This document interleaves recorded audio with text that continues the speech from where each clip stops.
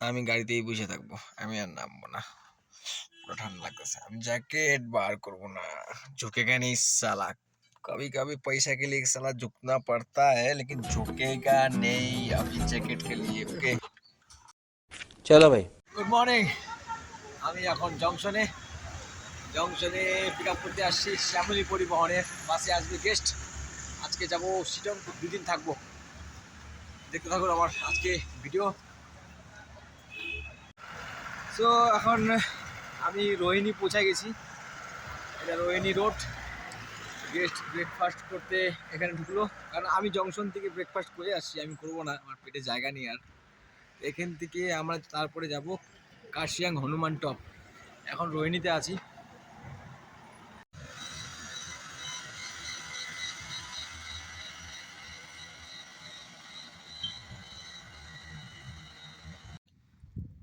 এরপরে চলে আসলাম আমাদের হনুমান টপ। ওই যে হনুমানজি, জয় বজরং বলি, জয় শ্রীরাম। এখানে হনুমান টপ গেস্ট গেল ঘুরতে। আজকের ওয়েদার খুবই ঠান্ডা। अबे जल्दी बोल, कल सुबह पनवेल निकलना। খুবই ঠান্ডা, খুবই। কিন্তু আমি জ্যাকেট পরবো না, চিটংয়ে গিয়ে জ্যাকেটটা পরবো, কারণ ব্যাগের ভিতরে আছে, বার করতে অনেক কুইরামি লাগতেছে, কুইরামি। আমি বের করবো না। ওকে,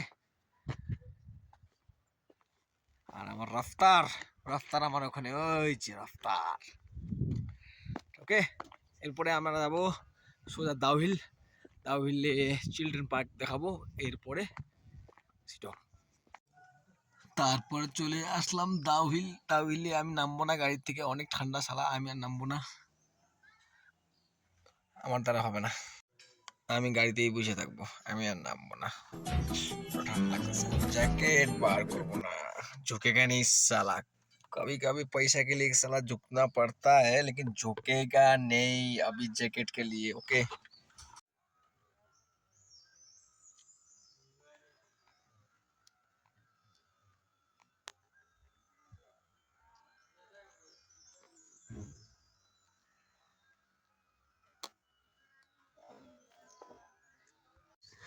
এখনো সিটং পৌঁছাতে পারি নাই।